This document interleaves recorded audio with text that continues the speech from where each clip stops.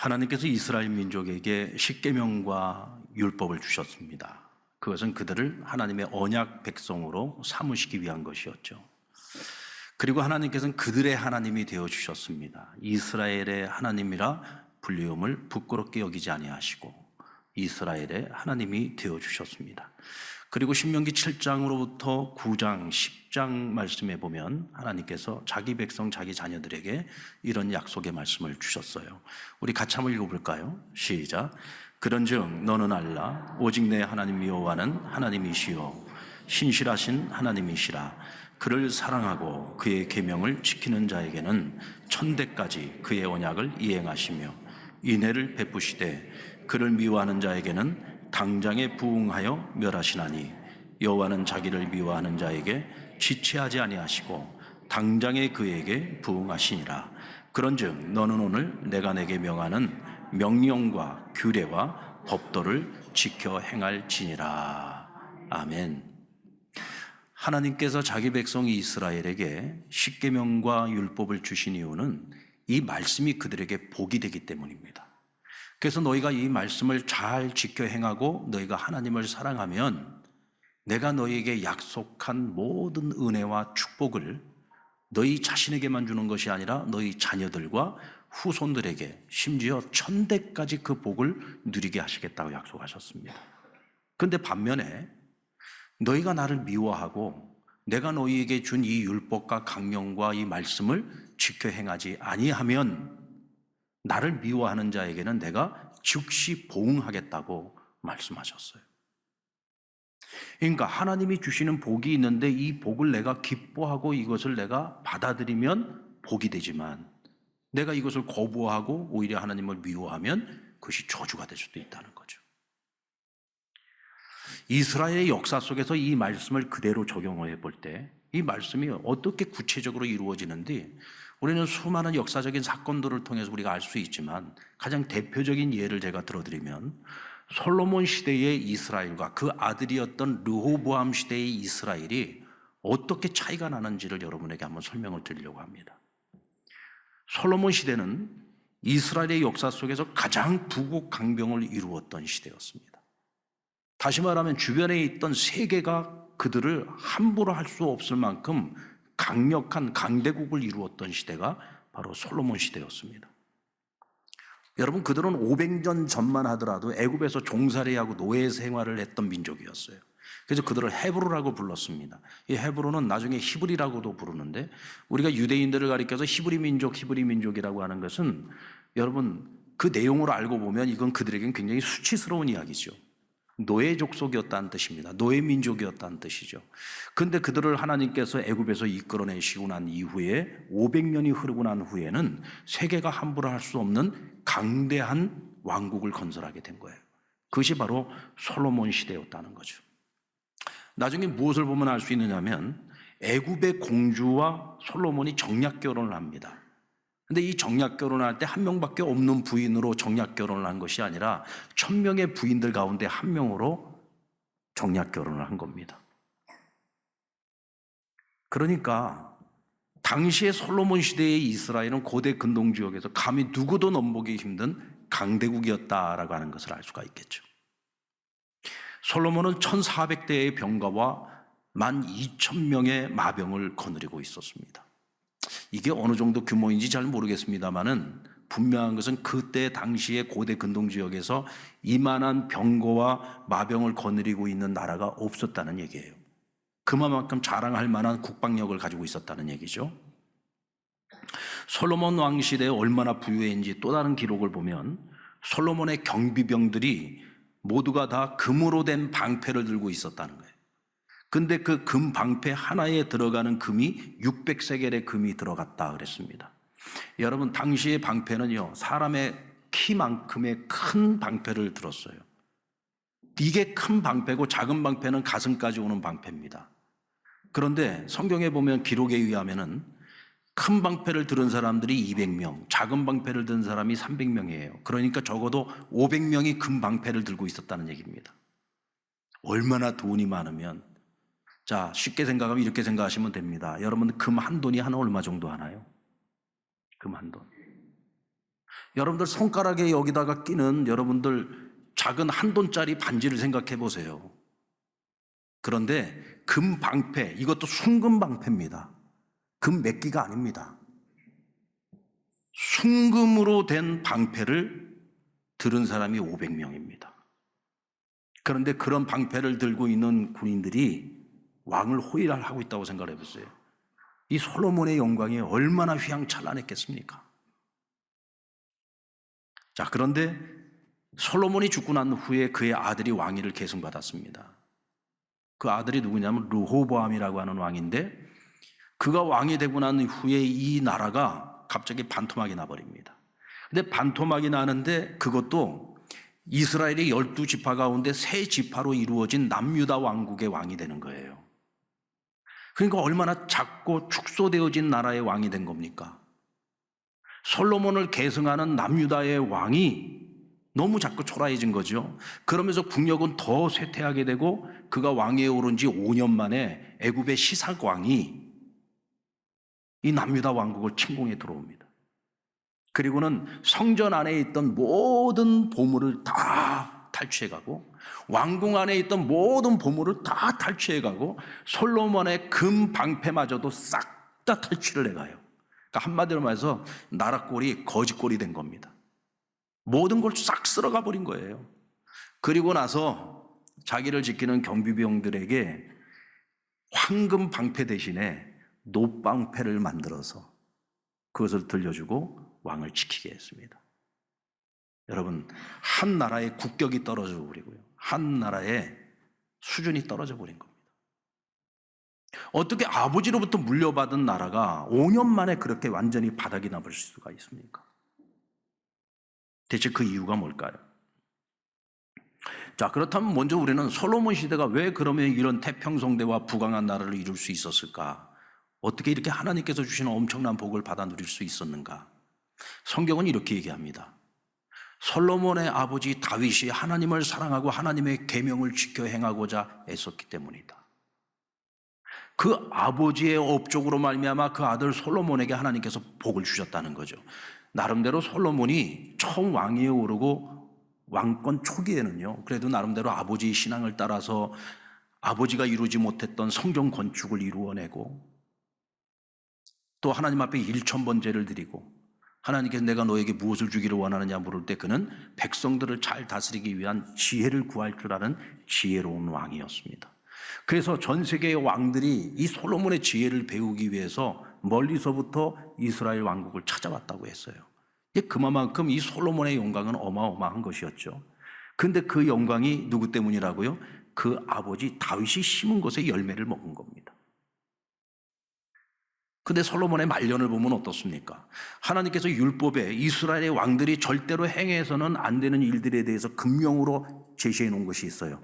근데 그것을 솔로몬은 말년에 하나도 지키지 않습니다. 그 중에 대표적인 것이 뭐냐? 이방 여인들을 아내로 삼은 거예요. 이방 여인들을 아내로 삼으면서 자동적으로 따라오는 것이 뭐냐? 그들이 각자 자기 나라에서 섬기고 있던 우상들이 따라오는 겁니다. 그래서 여기 와가지고 이스라엘이 와서 외로우니까 그 신들을 갖다가 형상으로 만들어가지고 그것을 갖다가 각자가 섬긴 거예요. 근데 나중에 보면은 솔로몬이 여호와 하나님만 섬기는 것이 아니라 이 여인들이 가지고 오는 우상마저도 같이 섬기는 모습을 보여주게 됩니다. 여러분, 자신이 잘못을 저질렀으면 그 죄값을 누가 받아야 되죠?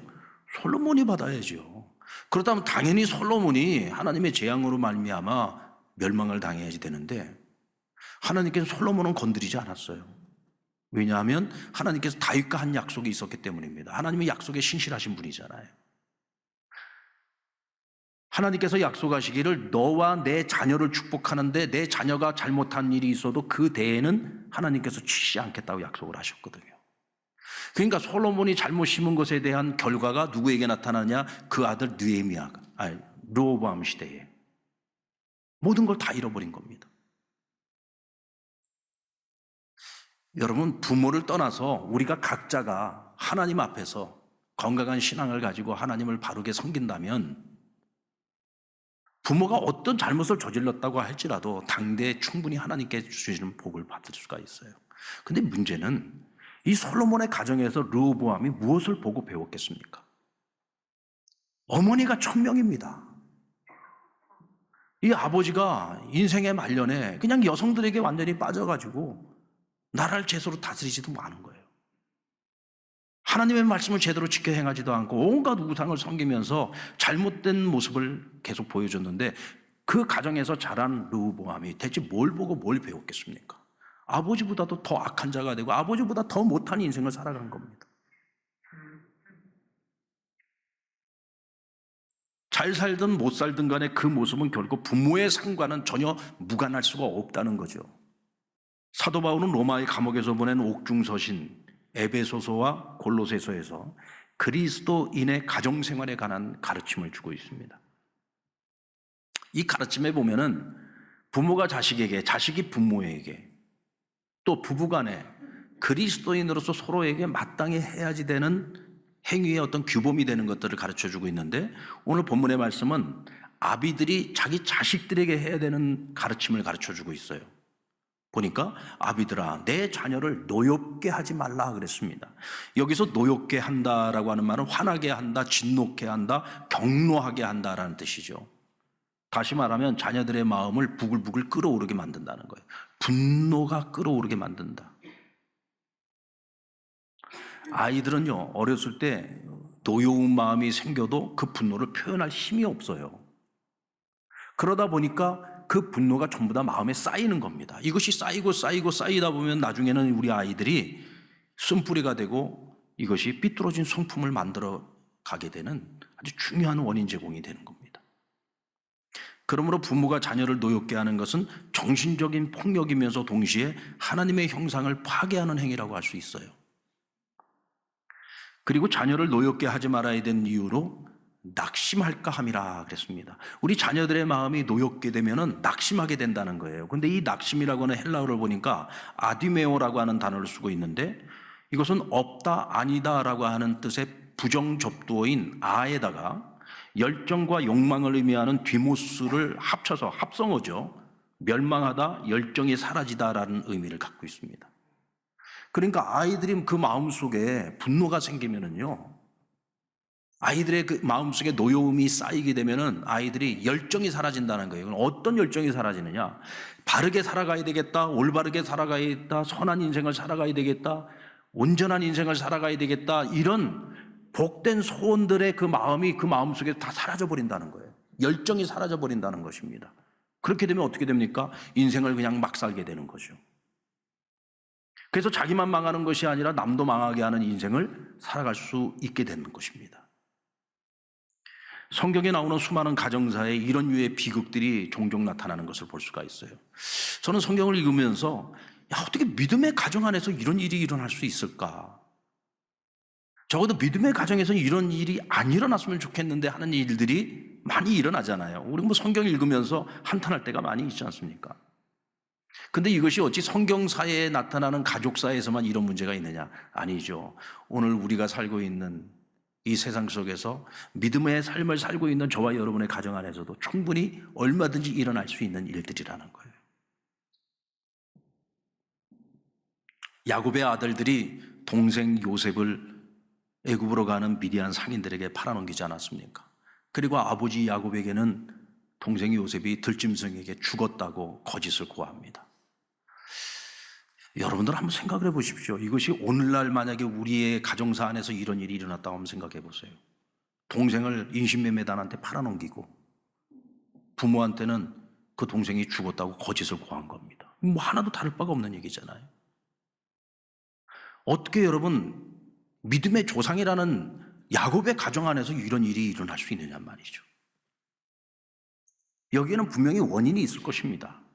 왜 이 야곱의 아들들이 이런 말도 안 되는 짐승과 야수와 같은 짓을 저질렀을까? 이 원인을 제공한 사람은 다름 아닌 그들의 아버지였던 야곱이었습니다. 야곱에게는 4명의 아내가 있었어요. 근데 4명의 아내를 얻었으면 4명을 똑같이 사랑해줘야 되는데 4명 중에서 1명 라헬만 사랑을 했습니다. 여러분, 다 사랑하지 못할 거면 한 여자랑만 결혼을 해서 한 여자만 사랑해야지. 왜 4명이나 아내를 얻어가지고 1명만 사랑을 합니까? 그러다 보니까 사랑받지 못하는 3명의 아내들은 평생을 그 가정에서 그 남편과 함께 살아가면서 늘 가슴을 치고 아파하고 눈물을 흘리면서 살아가야 되는 거예요. 얼마나 상처가 많았겠습니까? 그런 상처 많은 엄마의 모습을 보면서 자라는 그 엄마들이 낳은 자식들은 가슴이 찢어지는 거죠. 아버지에 대한 원망, 미움, 분노, 거기다 혼자 사랑을 독차지하고 있는 라헬에 대한 미움. 아들들이 그렇게 많은데 그 중에서도 야곱은 오로지 내가 사랑하는 여자가 낳은 요셉만 이뻐했어요. 그러니까 그 요셉이 얼마나 미웠겠습니까? 아마 정말 죽이고 싶도록 미웠을 겁니다. 그러니까 죽이려고 했어요. 죽이려고 하다가 어떻게 형제의 피를 묻히냐 해가지고 내린 결론이 팔아먹는 거였습니다.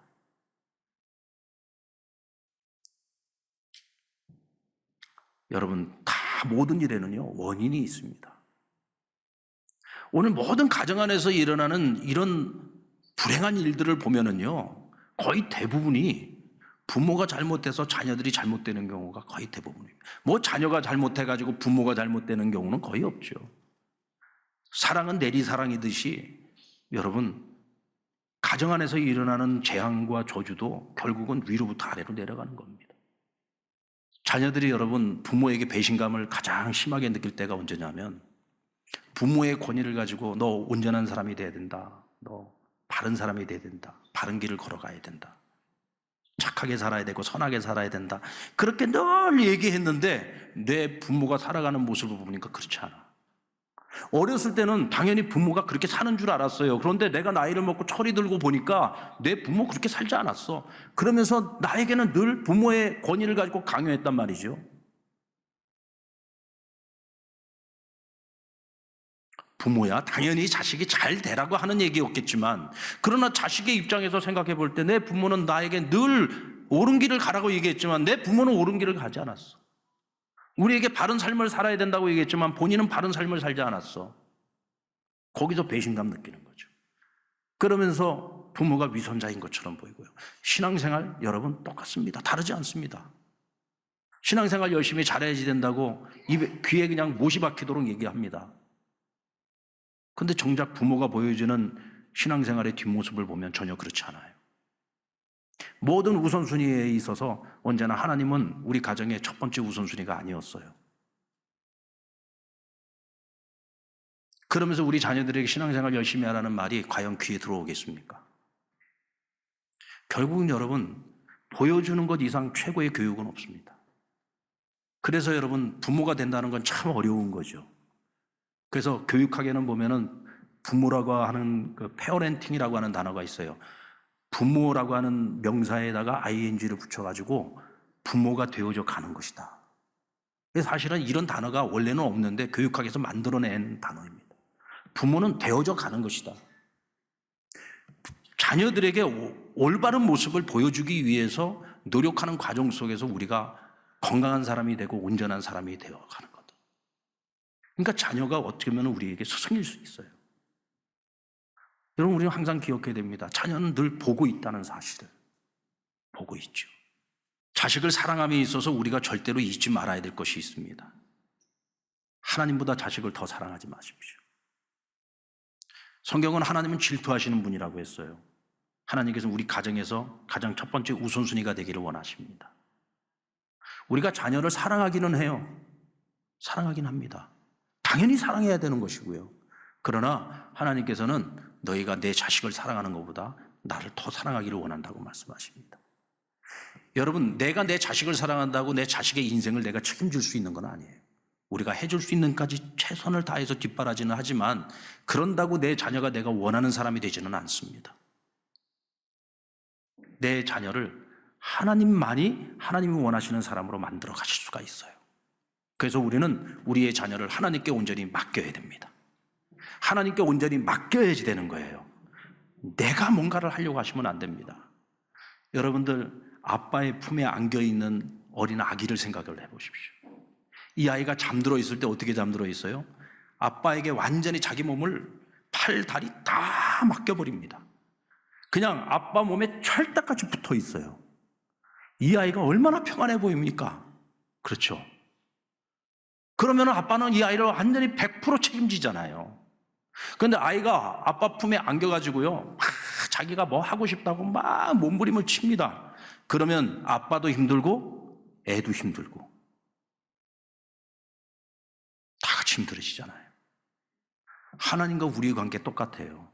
하나님께 우리가 나를 맡길 때 그냥 하나님께 모든 걸 전폭적으로 확 맡겨버리면은 하나님이 주시는 평안을 누릴 수가 있어요. 하나님께서 우리 인생을 책임지기가 쉬워요.